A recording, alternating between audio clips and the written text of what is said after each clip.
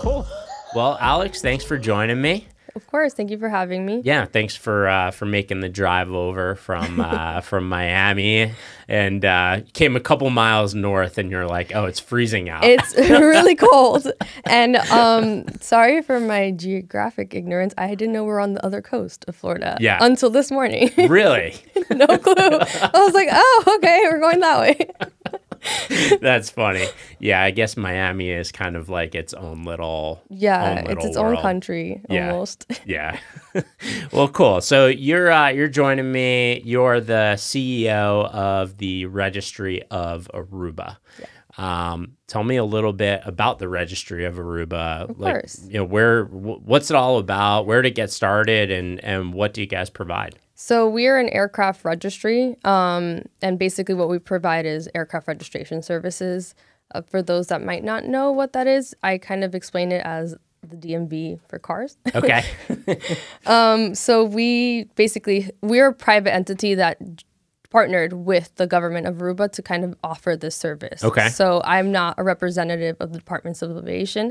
We're just like their private entity partner. And we do kind of all the marketing part of the registry, all the customer relationships, and also kind of the administrative work. So we prepare like a whole package to hand over to the department for them to review and kind of sign off on, and then give the certificates to the client. So we kind of act as an expediter between the client and the Departments of Aviation to kind of make it so that we can provide the service that we promote. Okay. Yeah. And so, if I were an aircraft owner, I went and bought a new aircraft, typically, especially being in the States, there's a lot of unregistered aircraft, right? And so what's the I guess the big difference between, going and getting an unregistered aircraft and going with Registry of Aruba? So when people ask me that question, I usually say it's really up to the operator, but honestly, time is money, and a lot of our clients are coming to us because of the resource of time. Okay. So with the FAA, while they're a very easy registry to register your aircraft and very economical because they're only charging you $5, it's a lot of our clients are ultra high net worth individuals that don't have the time to kind of do the paperwork for themselves or to wait for the FAA to kind of get to their application form. The other thing that the FAA doesn't provide is they usually won't give you your airspace approvals all at once. Okay. So when you register the aircraft with us, you're given the full package of everything that you need to kind of, once you're done, you can take off and fly. So a lot of times an airspace approval can take 4 months. And that will limit you into which airports you can fly into or which airspace you can fly into, and things like that just kind of put a damper on your operation. Okay. That we do not. We've registered aircrafts in a weekend, basically. So if you need kind of service in terms of speed, that's usually when you come to us. That's why we kind of cater ourselves more as a boutique registry. Obviously, the FAA is open to everybody. So we know that we're not a fit for everyone, and maybe particularly smaller operators that don't necessarily have the budget to kind of afford our services. But we kind of cater to the higher clientele that don't really care that much about the fees aspect. Mm-hmm. Not that it's not an important part into the registration decision, but that will prefer kind of the service that we offer over necessarily kind of a lower fee. Gotcha. And so, you're definitely speed is a big thing. Yeah. So you're not waiting. We know that the government is notorious for making people wait. Yeah. And, you're kind of at the mercy of whatever is in front of you in line, right? Exactly. What other types of benefits are you delivering to your customers in regards to service? And maybe you could talk a little bit about the safety side of things. Yep. Of course. So our regulations are in line with ICAO. Aruba's in a unique position where it's part of the Netherlands, but it's an autonomous country. So while it has connections to the EU, it doesn't follow EASA regulations, but it's also on this side of the world. So it's also very close to the FAA and has a good relationship with the US. Okay. So our regulations are kind of a hybrid of both FAA and EASA. But I would say mostly streamlined with ICAO standard. Okay. So while we do offer service, we always say like the only way for us to provide the best service to you is for also to have the highest safety record. Because if our safety record goes down, basically we're not able to provide you the service that you guys are accustomed to. So we pride ourselves in having like up-to-date regulation. One of the things that are easier for us or registries that are kind of privatized like us is that we're not limited to government budgets. So we're able to update our regulations as things kind of come out in the industry, as things are changing. When COVID happened, we immediately kind of did a sit down with our inspectors, because we have both in-house inspectors in Aruba, but we also have inspectors around the world that have worked at different civil aviations. Okay. And we kind of consult with them often. And so when the pandemic happened, we kind of sat down and we're like, okay, we still need to service our aircrafts and we still need to make sure that they're airworthy without traveling. So how do we do that? So within those 2 months that kind of the world was shut down, we came up with virtual telecommunication regulations that allowed us to basically FaceTime or Zoom with the operator and the maintenance facility to still be able to make sure that the aircrafts were flying.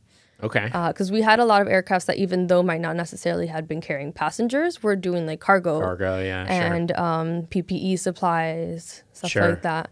Sure. So we still needed to make sure that they were airworthy. So that's also a difference between us and the FAA. So when you register your aircraft with the FAA, they don't really do a C of A inspection, a certificate of airworthiness inspection. Right. We do it annually. So we make sure that our aircrafts are always up to date. They're always an airworthy standard. They're following all the ADs that they need to follow. So that also helps with the resale value of the aircraft. Okay. Because it makes sure that the aircraft is, again, up to date with what it needs to be. And it keeps our aircraft safe. It's a good opportunity also to like speak with the operator if they have any questions or any doubts, any concerns in terms of the way that the operation is being managed or issues with the manuals. It's a good time to like speak with our consultants that know different operators, have worked with different operations, maybe bigger operations, and can give them advice. So we like to have kind of our inspectors on site for our clients to think of them more like advisors than necessarily someone that's just coming and auditing them. Gotcha. Like a lot of times, like we want them to feel that they can ask questions and be open. We tell our clients often, like if you're in a problem or if there's something going on, we'd rather you reach out to us than you try to solve it yourselves and we find out about it later. Because most of the time we could probably come up with some solution for you that's within the regulations that is safe for everybody. Gotcha. So we try to build those relationships with our client and that level of trust with our clients. Okay. Is there a particular geographic location that your customers are typically found in or based out of? Yeah, we have a lot of clients in Europe. I would say the majority are in Europe. We also have a bulk of the clients in like the Asia, Russian region. Okay. So actually Aruba broke into the Russian market really early on. So I think you asked when Aruba got founded. We got founded in 1995, sorry. Okay. When Aruba was actually downgraded to Category 2 by the FAA. So, well, the registry didn't get founded in 1995. The partnership with us and the registry got founded in 1995 because they brought us in as consultants to kind of boost them back to Category 1, which we did in 6 months. Okay. And we basically stayed on for the project to help manage the registry along with the DCA. Back, I think, in the early 2000s is when we broke into the Russian market. So we have a lot of clients based out of Russia, based out of Kazakhstan. We had some clients based in Tajikistan. Sorry, that's a hard one to say. So I think Bermuda has definitely capitalized much more on the Russian market. I think they have a lot of the Russian airliners are registered in Bermuda. And that was particularly because back in the early 2000s, Aruba was capped by the government. So we were only able to register 90 aircrafts at a time, which when the Russian market kind of got opened up, we were limited to what we could register, and Bermuda got the bulk of the registrants. Okay. So thankfully, we don't have that cap anymore. Okay. and so tell me, like, okay, Aruba got downgraded to a Category 2. Tell me what does Category 1 and 2 mean, and now how now you're back upgraded to a Category 1. Yeah. What does that mean for you? What does that mean for your customers? So the FAA does an audit, which is the ISSA audit that they do yearly to kind of the nations that are flying into the U.S. Or not yearly, like on a regular basis. Okay. They audit them based on FAA regulations or how they comply. So of course, like we aren't exactly the same as FAA regulations, but basically they're just checking to make sure like how well your regulation complies. Okay. So that if the aircrafts are flying into the U.S. airspace are basically as compatibly safe as the ones that are registered in. So back in 1994, 93, I'm not exactly sure when that happened. I was pretty young. We won't hold you to it. Yeah. Aruba got downgraded to Category 2. And Okay. what that means is basically your existing operations. So if you have airlines already flying into the U.S., they can continue flying, Okay. but nothing new can be added. So there's no new growth into what can be added from Aruba flying into the U.S. There's Category 3, which basically means like everything is ceased. You can't do anything in the Okay. U.S. And then I think like banned. I think you could just be banned completely, but Okay. I don't know of anyone that's really completely banned. Maybe like Iran, I guess. Okay. So usually you have countries either 2 or 1. Category 1 means that like you're at the same safety level that is acceptable to the FAA and you can fly in, add new aircrafts, all that stuff. So what happened was Aruba got downgraded to Category 2. Basically because their regulations were extremely outdated and they just didn't have the government resources to really kind of put money into rewriting regulations. The inspectors were not that knowledgeable because Aruba became an independent autonomous state in the 80s. Okay. So prior to that, Aruba, I guess, had Category 1 status through the Netherlands because the Netherlands was EASA and Sure. FAA recognizes EASA. So when they became independent, the FAA came to audit them. And obviously their regulations, once they became independent, had to be their own. And unfortunately, just the level of knowledge wasn't there to be able to write Sure. these regulations. So which is when they brought us in and brought our consultants in that kind of helped them get up to date and have continued helping them, which is why we haven't been downgraded since. Okay. And so, for let's say I was to buy a new aircraft and wanted to register with you, what does that process look like? So usually someone just kind of sends us an email to initiate the contact, and we kind of start off by asking like a few basic questions, like where is the base of operation, the home base, what kind of intent you're trying to do, whether it's private or commercial. And based on that, we kind of start to filter how we're going to answer your questions. Just to keep it simple, we'll do private. We will send you kind of our checklist of things that are required for you to kind of submit to us, like normal things like lease agreements, bill of sale, like who the operator is, that kind of stuff. Once all that paperwork is submitted, we basically just review it and send you your certificates and you're good to go. Okay. And I know that, we were talking a little bit about the types of aircraft that are registered, and you have some pretty unique aircraft that are under the Registry of Aruba. What type of customers do you have, and what's maybe the coolest aircraft that you've come across? I don't know. There's a lot of them to choose from. Yeah. I go between, I think, P4XTL, which is Comlux's 777. Okay. That is owned by Is that Crystal Air? Crystal Air Cruises. Okay. So Yeah.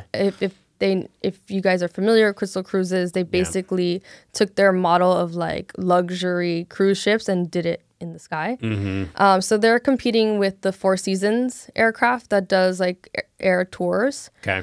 So it's a really cool aircraft. Actually, I think Kim Kardashian chartered it to go somewhere with her friends. It was like for her birthday during the pandemic. I don't remember where she went, but she chartered the aircraft. It's a really, really cool aircraft. So it's basically a 777 that got completely gutted and reconfigured to be like a VIP aircraft. Yeah, sure. So that's one of my favorites. I think also another one, we tend to not say the registration marks or who the client is. comic books I don't care because they've advertised Yeah, it everywhere. But the other one that I think is a really cool aircraft is this one that we did for a client based in Asia that has like a gym. He's a young owner. He's really into fitness. Okay. So we certified his aircraft with like a gym with like free weights and all that stuff. That's a really beautiful aircraft. So I think that's that one, and XTL might be my favorite. But then I also have like smaller aircrafts that I like too. There's this one that is the paint job on it is like amazing. It's basically like camouflage. It's really, really cool. Cool. Nice.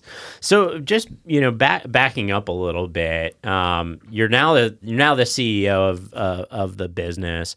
Tell me, how did you get introduced to the business? How did you, what's your journey been to get up to this point? For those of you, some of you might know that the registry was founded and started by my father. Yeah. So basically that's kind of how I got started. Okay. I've been going to the office since I was a kid. Yeah. Answering the phones. If you called back then, I might have picked up.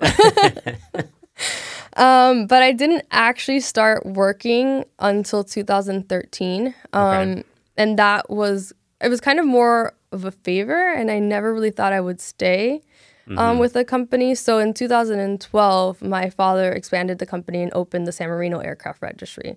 Okay. So prior to me working with Aruba, my brother was working with my dad, I believe at that time for like a little bit under 10 years. Okay. He's significantly older. So he's 11 years older than me. Okay. Because if not, he'd be pretty young working there. Yeah. So he started working there, and he's been with my dad for a while. And then they decided to expand onto San Marino because it was always my dad's dream to kind of grow the registry and have like several different registries. I know that we've always tried to find someplace in Asia, but Asia's a little complicated because the governments aren't super keen to doing kind of private-public partnerships. Yeah, sure. And we need like a specific venue that kind of allows us the freedom to consult with them on regulations that work for our clientele. Okay. So we do a lot of consulting. Like our company, aside from doing registries, does a lot of consulting to countries that like are in need.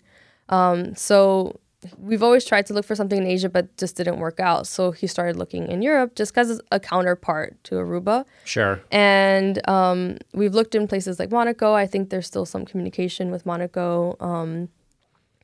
And then San Marino just came about. They kind of emailed us, and they went, kind of scouted it out, and there was nothing really set up. And we kind of left them with like a plan and was like, if you guys are able to take these steps, then we can come back and like invest in the registry. Sure.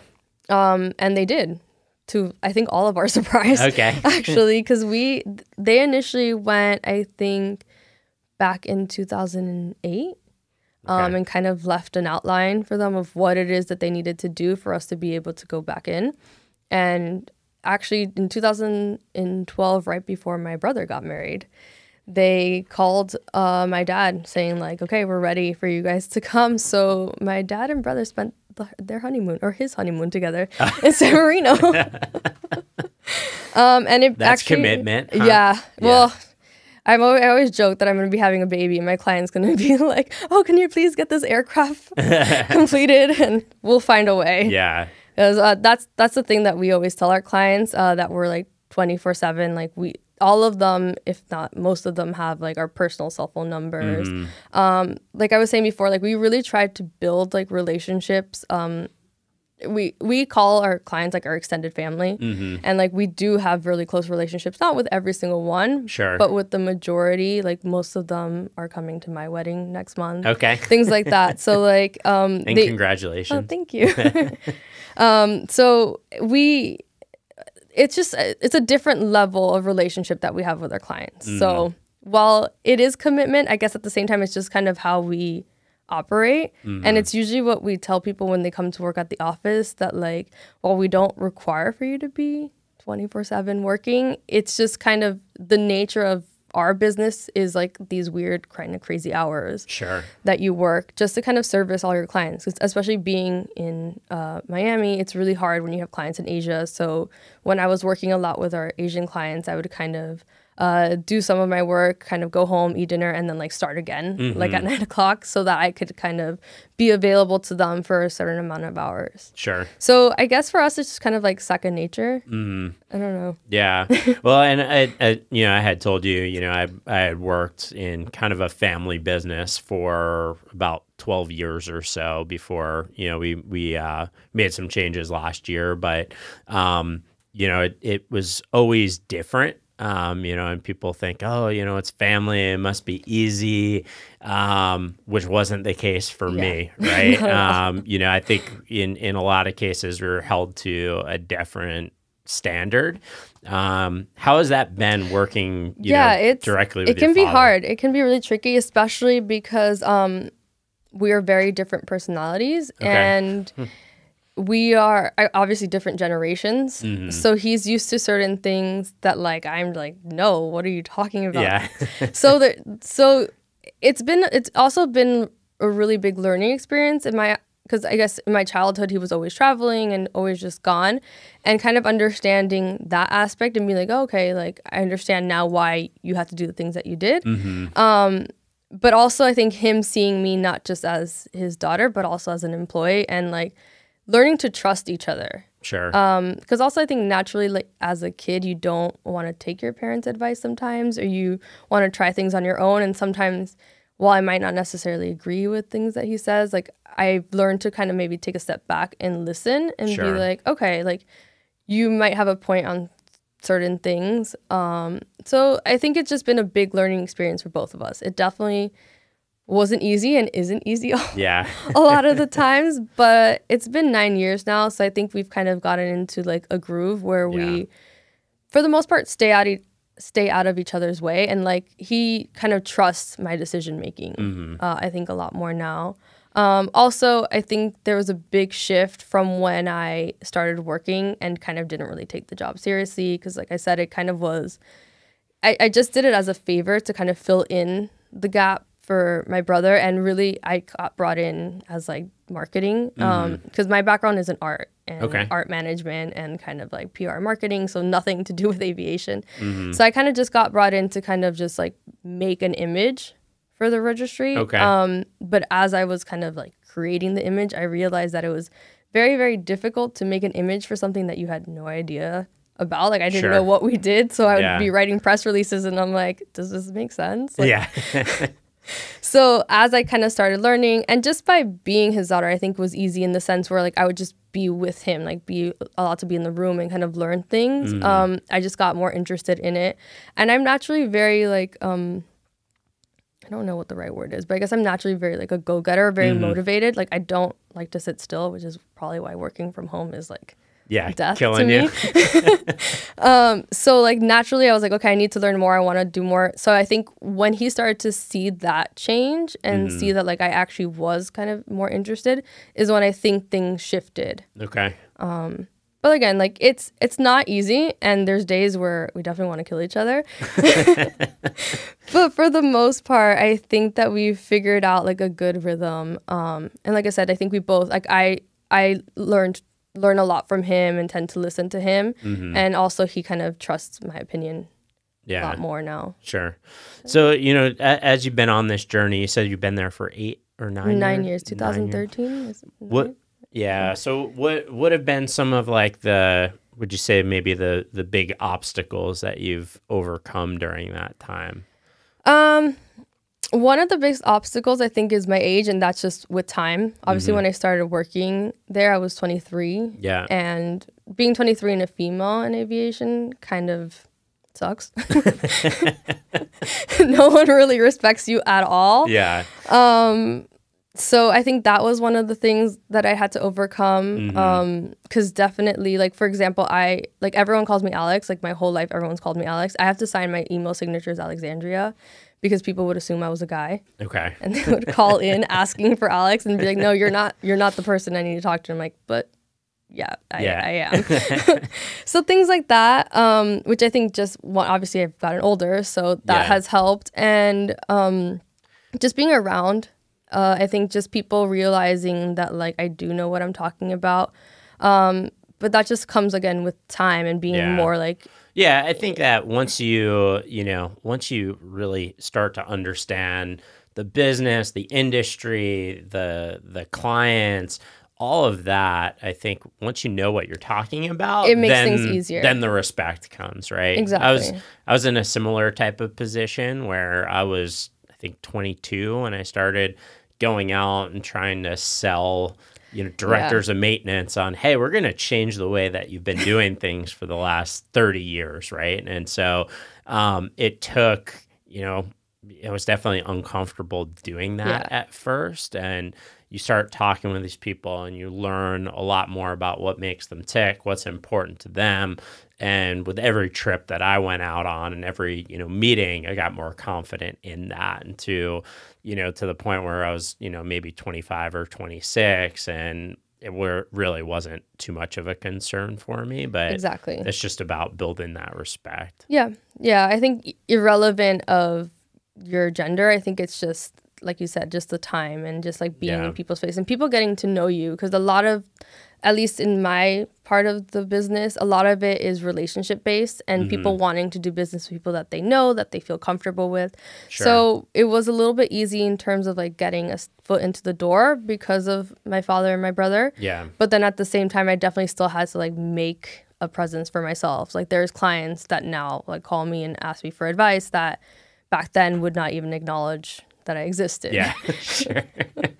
So I think that's probably been one of the biggest obstacles. I think a big obstacle was also breaking up the way that the office did things. So I guess our office was very old school in the sense that like it was very like department based, which once I started to get a better understanding of how we operated, I thought made no sense. Okay. And while we still have departments, we did a lot of work on cross-training everybody so that everybody was aware of what the other person was doing. Because while the person who's processing the facilities doesn't necessarily line up with the person who's processing the validations for the pilots or the person who's registering the plane, all of that needs to kind of be in place and come together for the operator. Sure. So a lot of times everything was kind of disjointed. And I thought like it would just make much more sense and it would flow easier, and it would just also be one person emailing the client versus 3 different people in the company emailing them. It made the workflow much better, and the service that we provided also just made more sense in that way. So doing that was not a fun task because a lot of the people in the office, like we have a good retention of our employees, like there's not a high turnover. So one of our VP has been with the company since it started, for example. So she was very used to like, this is the way things are done. And when I was taking like clients away from her, she kind of like panicked a little bit. And I was like, trust me, it'll be okay. Yeah. Because she was so used to like, just this is how I do it. But now everybody loves it also because it motivates everybody else to kind of want to get more involved and understand the business. Because a lot of the people just knew the licensing part of the business and had no idea who the rest of the clients were or how to even register an aircraft. So we would bring them to air shows and they couldn't really talk to clients or pitch clients on anything because all they knew was like that one part of the business. Right. So kind of doing that cross-training really, really helped. But it was a rough transition. Yeah, sure. People were not happy with me when we first did that. No, I understand that. And it's, diving in and making kind of these bigger changes can always be a big obstacle for you. And I'm sure when you started this and dove in and, we were talking about your age, I'm sure people were like, what is she doing? She doesn't know what you're doing, whatever. But, I think that in taking more of a, let's say a dynamic approach where tasks and certain things flow better through an organization. I've always been a big believer in that, and not really having these like really highly segmented tasks or jobs, and making it where people can easily move between tasks and help customers. I think it also creates a good opportunity for career progression. Right. So, we've had many instances where people start in customer service and then they move into sales or they move into product or, whatever it may be. And you don't really get that opportunity if you're just everything stuck. is Yeah. just, same task, every single day. And the other thing that I noticed also was when I first started working there is like everyone depended on an answer from my father. So if he was traveling or just unavailable, things would just halt because no one wanted to like make a decision without him. And that just never made any sense because the nature of our business is travel. We're constantly traveling, like obviously not during the pandemic, but on normal years, we're usually always gone. And I was like, I don't want people to depend on me in that aspect. Like, yes, there's certain things that like only I or him can make a decision on. Sure. But if it's like a routine day-to-day thing, like I wanted to instill the confidence that they can make those decisions, that they can make like a certain level of discounts for clients, things like that we kind of changed and implemented. So it wasn't just that like if he wasn't available or I wasn't available, like everything would just get halted. Yeah. But I think that also comes with just like kind of younger generation mentality because my dad has this idea that like if we're not in the office, like working from home for him is like no one's working. Everyone's just like in their pajamas watching TV. So like he has this mentality where like everyone needs to like be there 9 to 5 and like in front of the computer and like just sticking to their task and he makes all the decisions. So I think changing that and getting the employees to incorporate like their ideas and their way of doing things really kind of just brought a different dynamic to the office that I think really kind of changed the way that we would deal with the DCA, the Departments of Aviation, and the way that we deal with our clients and with ourselves. Because I don't also believe in like not knowing what to do. So I like everything that my employees do, I've done it. I know exactly what they're doing. Because I think like as a good manager or leader, like I need to know what you guys are doing, even if I'm not doing it on a daily basis. I need to have done it already. Sure. And I think that's really important too, because that's something that I think, not to like bash my dad or anything, but I think that like that wasn't his strong suit. Like he's very much like a salesperson. Like he's just like the face of the company, like pitching stuff, but he doesn't do like the day-to-day tasks. But I think in order to improve the process, you need to know what the process is. Like the other thing that I kind of saw was an issue was the amount of emails that we're sending to clients when we're doing a registration. I was like, it's overwhelming, especially like for me who is traveling. And if I don't see my phone in like a set amount of time, I'll get like 100 emails. And keeping track of the progress of a project through email is very difficult. So we kind of created a whole online database system that is like a project manager, but like on a system that we work with, the Departments of Aviation works with, and the client works with. So I think that's one of the biggest benefits of just kind of bringing in like this newer mentality with like helping technology, letting technology help us basically. Sure. And so, I know we had talked a little bit about the pandemic and it changed, you guys have been working from home now. It looks like hopefully we're kind of exiting this pandemic. But how has it changed your business, and maybe has it changed any of the outlook for, moving forward? So thankfully, while it has affected aviation, thankfully our part of aviation didn't really get all that affected from the pandemic. If anything, it improved private aviation because a lot of people that had the ability to buy an aircraft, but maybe in the past were chartering, chose to kind of move in that direction. Also, with kind of all these changes in terms of like shopping from home and like Amazoning stuff, it became like a huge business for cargo operations. So we've been getting tons and tons of requests for cargo operators that we never before did. So that was a big one for us as well. And then we kind of created a system where we can do audits both in person and virtually that helps our clients in terms of financially. Also, because there's still places like in Asia that you just can't get into. So we're not halting their operation, but still keeping them safe. and just kind of creating a hybrid system where even once the pandemic is long over, we kind of keep that in place where if we don't need to be there, we can kind of do a virtual audit. And just kind of merging the two. We did a lot of talks with our inspectors about whether we should go fully virtually and not send anyone to travel at all, or whether we need someone there. And we kind of came up with the consensus that while it's important to have someone there, we kind of are doing like a hybrid model where it depends on the credibility of the operator. So it's kind of like a point system. So if we send someone out and the plane is doing great, whatever, and we send someone out again and the same thing the next year, we can probably skip a year and do it virtually.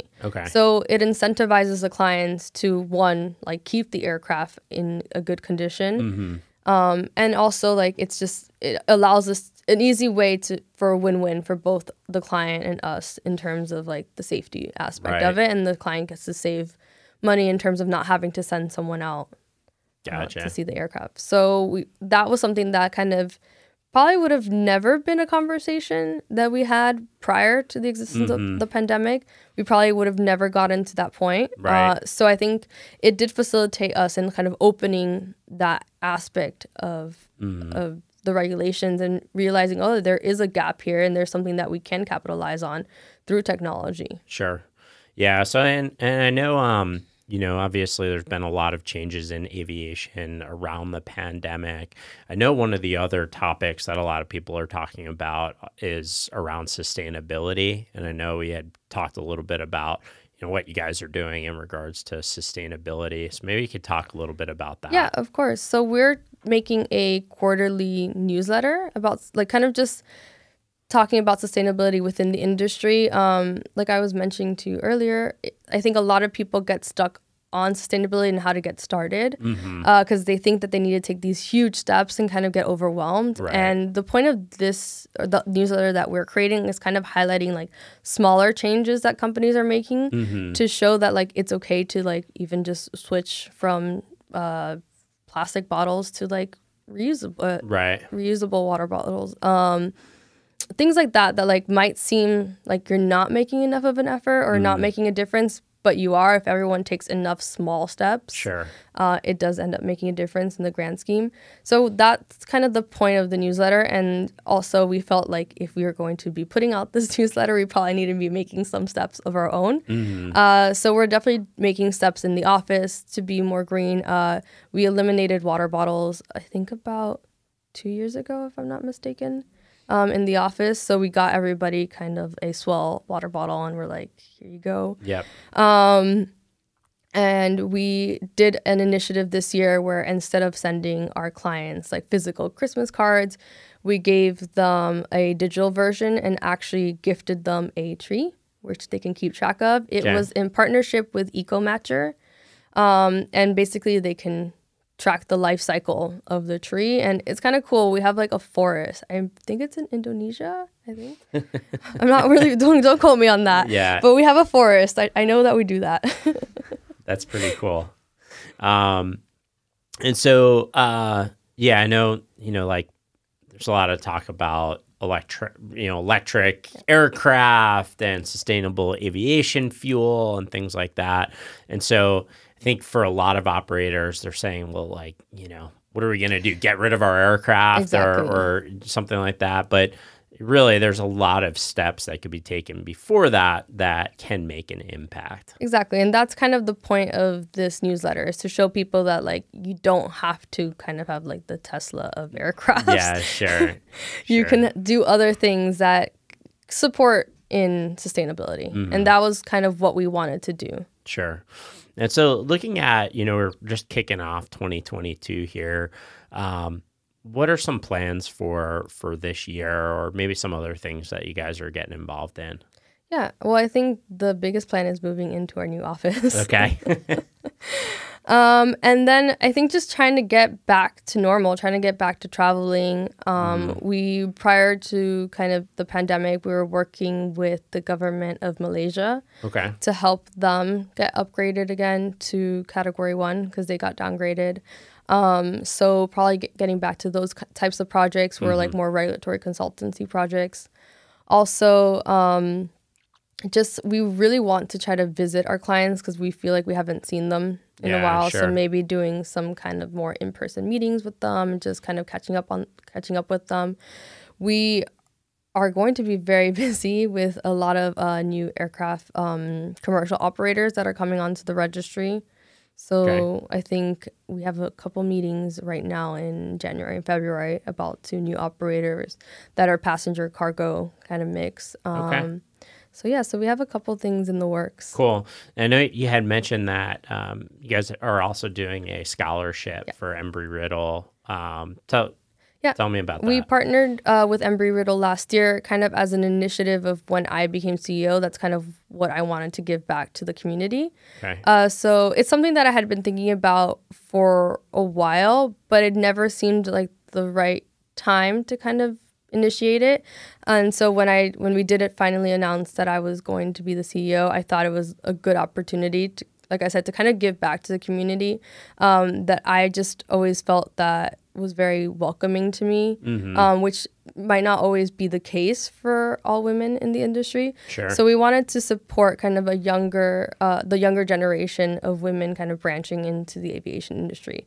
So it's a scholarship that supports her through the life of her bachelor's at Embry-Riddle. And also alongside with the financial aspect, we also have reached out to her to kind of do like mentorships with her and introduce her to different people in the industry. So anything that she needs in terms of an internship or just kind of making connections, we've kind of told her that like we're available to do that. Hopefully once things settle down, we have an office, we can invite her. We can invite her down to meet in person. But we've done kind of like interviews with her. So also people get to know who she is as well. Very cool. Yeah, that's awesome. And, you know, there's a lot of people talking about, supporting and bringing people into this industry. And you guys are really doing that in a big way.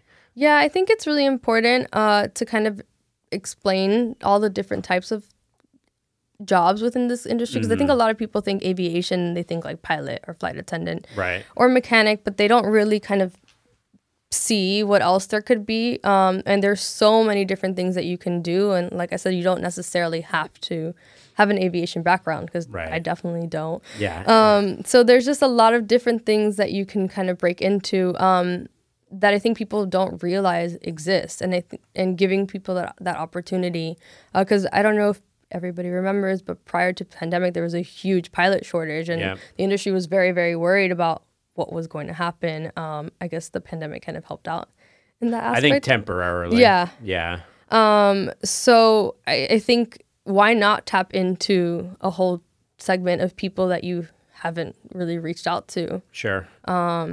So I think it's really important as an industry to do that and kind of talk about it and talk about all the different jobs that you can have and like both creative or technical or whatever, because there's a lot of really cool aspects if you are more creative in terms of like certifying the aircraft and doing the interiors and all that kind of stuff. That I think people, again, don't realize really that it exists. Yeah, for sure. No, that's awesome.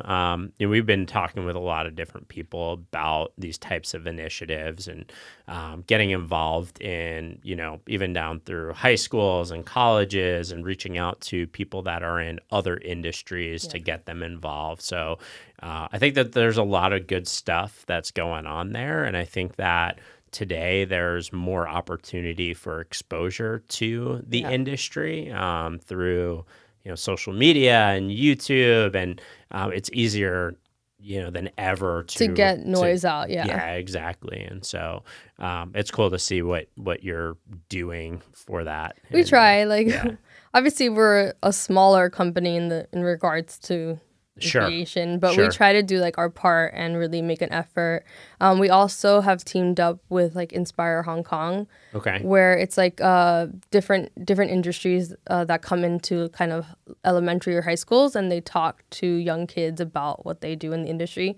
Obviously, we've done it virtually because we can't get into Hong Kong, but we've done stuff like that or posted things on their social media to kind of inspire younger kids, because I think it does start with the younger generation just seeing it as an option. And also something that I've talked a lot about with different kind of people in the industry is getting parents also to understand, because a lot of times parents are a big driver, not always, but they can be a big driver in your decisions. So getting parents to realize that this is an option for their kids as well. Mm-hmm.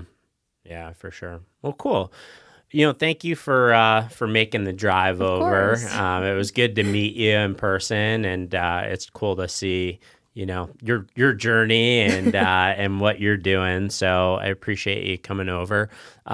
Where can people find you and learn more about Registry of Aruba? So we're pretty big on social media. So if you want to do the Registry of Aruba on Instagram, you'll find us. I think we also have a Facebook, LinkedIn, and then again, the registryofAruba.com, the website. Cool. Yep. All right. Awesome. Thank you so much, guys. Yeah, of course. Thanks for coming over, and we'll do it again. Thank you. All right. Thanks. Bye.